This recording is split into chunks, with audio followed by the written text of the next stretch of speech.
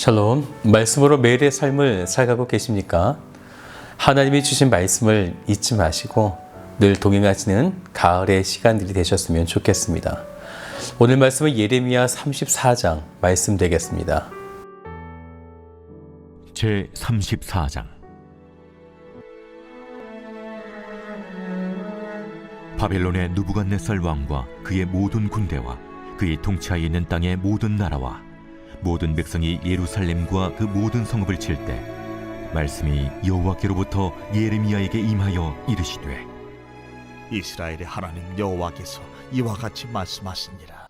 너는 가서 유다의 시드기야 왕에게 아뢰어 이르기를, 여호와의 말씀에 보라, 내가 이 성을 바벨론 왕의 손에 넘기리니 그가 이 성을 불살을 것이라.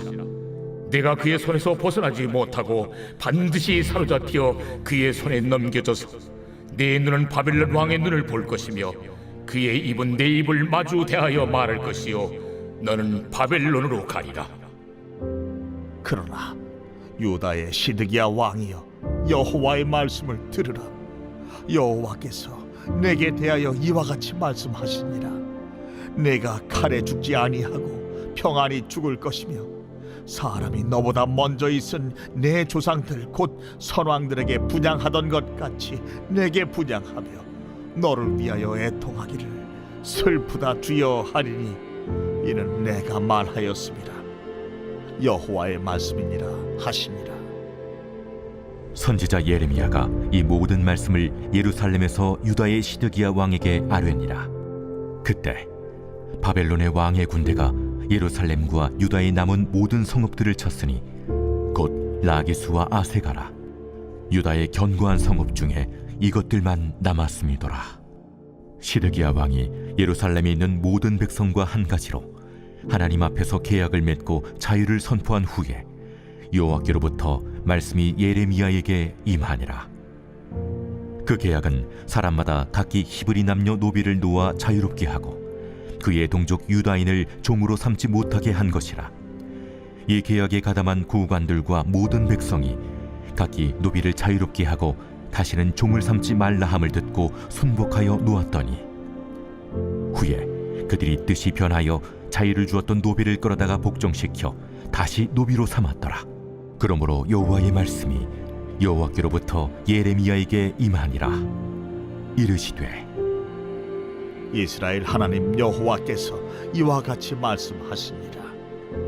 내가 너희 손주를 애굽 땅 종의 집에서 인도하여 낼 때에 그들과 언약을 맺으며 이르기를, 너희 형제 히브리 사람이 내게 팔려왔거든 너희는 7년 되는 해에 그를 놓아줄 것이니라. 그가 6년 동안 너를 섬겼은즉 그를 놓아 자유롭게 할지니라 하였으나 너희 손조가 내게 순종하지 아니하며 귀를 기울이지도 아니하였느니라.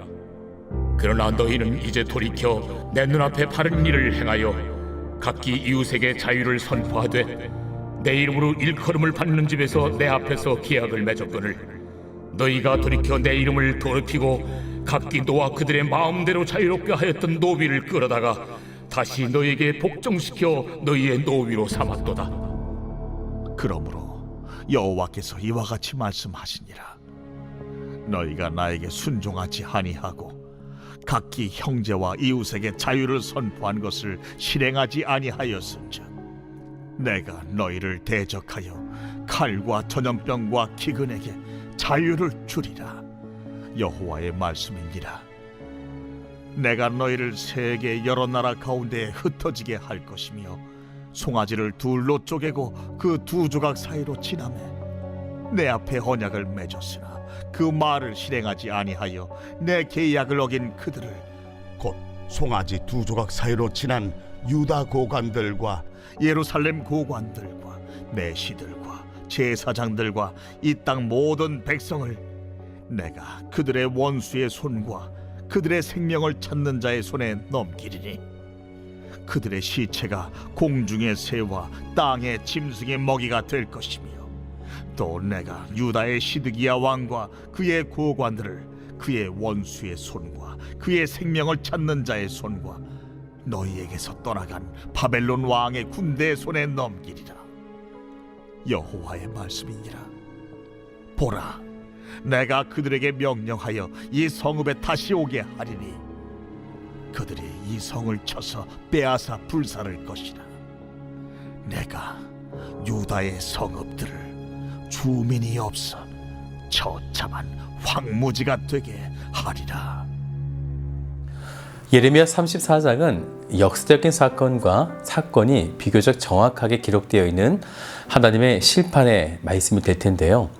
먼저 1절부터 9절까지는 BC 588년경에 바벨론이 예루살렘을 포위한 직후에 주어진 말씀이 되어집니다. 이제 바벨론의 멸망까지 2년밖에 남지 않은 시점인 거죠. 포위된 시드기야와 백성들에게 하나님은 2절의 말씀을 하시죠. 이스라엘의 하나님 여호와께서 이와 같이 말씀하시니라. 너는 가서 유다의 시드기야 왕에게 아뢰어 이르기를 여호와의 말씀에 보라, 내가 이 성을 바벨론 왕의 손에 넘기리니 그가 이 성을 불살을 것이라. 그래서 그 다음 3절을 보면 그의 손에서 벗어나지 못하고 반드시 사로잡혀 그의 손에 넘겨져서 이렇게 말씀하시는데, 여기 그의 손에 넘겨져서의 시제가 수동형 미완료가 되어집니다. 바벨론 왕에 의해서 억지로 넘겨지는데 시제가 미완료, 지속적이고 완료되지 않는 넘겨짐이 있을 것이다 라는 것입니다. 그런데 이때에 하나님은 시드기야 왕에게 4절 말씀을 보면요, 내가 칼에 죽지 아니하고, 그래서 5절을 이어서 보면 평안히 죽을 것이며 심지어 그의 조상들인 선한들 때처럼 분향하던 것 같이 백성들에게 마지막 그의 죽음 때에는 애통과 슬퍼함을 받으면서 마지막 길을 걸어가게 될 것이다 라는 것입니다. 이상하죠? 분명 그의 악독과 불순종으로 인해서 심판하시는 것인데 왜 하나님께서 이렇게 말씀하고 계신 것일까요? 왜 칼로 망하지 않고 평안히 죽을 것을 말씀하셨는가? 이 부분은 우리가 좀 잘 이해할 필요성이 있는데요. 예레미야 52장 11절의 말씀을 보면요, 시드기야가 죽는 날까지 옥에 갇혀서 죽게 됩니다. 게다가 두 눈이 빠진 채로 현대시의 지금과 같은 교도소가 아닌 거죠. 당시의 감옥은 절대 평안히 살 수 있는 그런 장소가 아닙니다. 여기 5절에 평안히 죽을 것이며 라는 의미는 두 눈이 뽑힌 상태에서 죽을 때까지 칼에 죽지는 않는다. 어떻게 보면 반어법적인 거죠. 평안할 수 없지만 그저 칼에 죽지 않기 때문에 평안하게 죽는다. 이런 비참함을 가지고 그는 죽을 때까지 감옥에서 살아가야 한다는 것입니다. 하지만 하나님은 시드기야에게 자비를 베푸신다는 거예요. 그래서 죽을 때는 5절의 말씀처럼 그의 조상들인 선왕들 때처럼 분향을 받으면서 애통과 슬픔을 받겠지만 어쨌든 그의 인생의 말로에 그렇게 비참한 일들이 있을 것입니다. 그렇게 여기서 평안은 그렇게 좋은 평안은 아닌 거죠. 어쨌든 이런 심판의 이야기를 들은 시드기야는 하나님에 대해서 두려움을 가지게 되었습니다.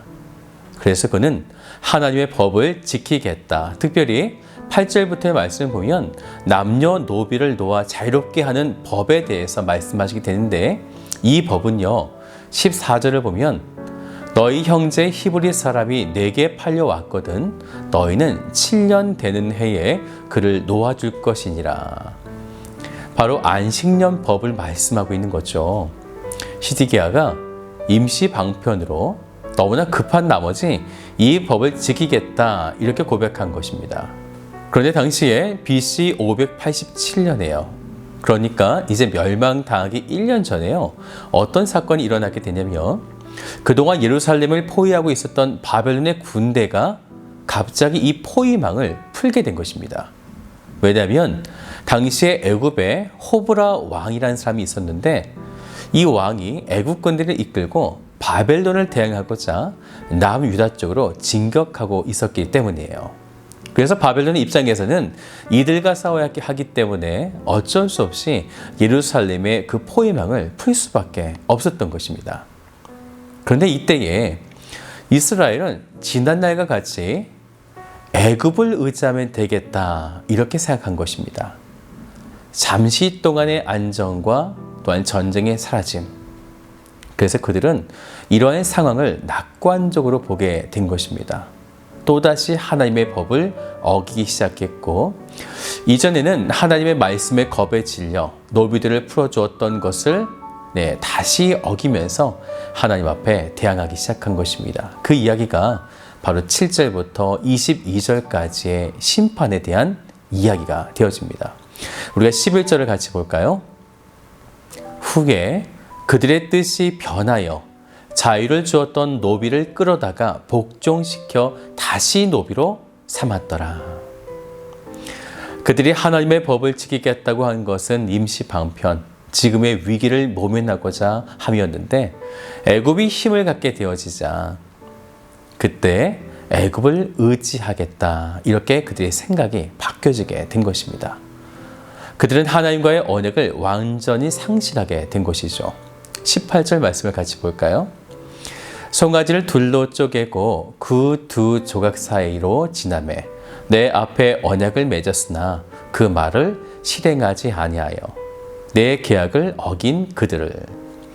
고대 근동과 고대 이스라엘에는요, 송아지 한 마리를 잡아서요 둘로 쪼개 놓는 거예요. 그러면 가운데에 피가 흥건하게 흘려지게 될 텐데 그 갈라진 고기 사이에 언약을 맺은 당사자들이 손을 잡고 지나가게 되는 것입니다. 그러면서 이제 우리는 언약을 맺었다 이렇게 약정을 하게 되어지는데, 만약 이것을 어길 시 그 쪼개진 고기처럼 그렇게 될 것이다. 그렇게 피가 철철 흐르는 죽임을 맞이하게 될 것이다. 이것이 이 언약의 체결 방식이 되어집니다. 그런데 하나님이 보시기에 그렇게 나와 언약을 이스라엘 백성들이 어겼는데 그들이 어겼다라는 것이죠. 그래서 이제 그들은 이 언약대로 그들을 쪼개신다는 것입니다. 20절을 같이 볼까요? 내가 그들의 원수의 손과 그들의 생명을 찾는 자의 손에 넘기리니 그들의 시체가 공중의 새와 땅의 짐승의 먹이가 될 것이며. 그래서 결국 이 땅은요, 마지막 22절을 보면 내가 유다의 성읍들을 주민이 없어 처참한 황무지가 되게 하리라 라는 것입니다. 왜 없었을까요? 그들이 쪼개진 그 고기 사이의 언약을 어겼기 때문이다 라는 것입니다. 사랑하는 여러분, 우리가 하나님을 믿는 방식이 혹시 상황에 따라서 임시 방편적으로 혹시 믿고 계신 것은 아닙니까? 지금은 너무나 필요하기에 하나님을 부여잡고, 지금은 나의 삶이 윤택하기에 잠시 동안 또 의지하지 않고, 시드기야 왕처럼 하나님이 맺으신 언약 관계를 잊지 않으시기를 주님의 이름으로 축복합니다.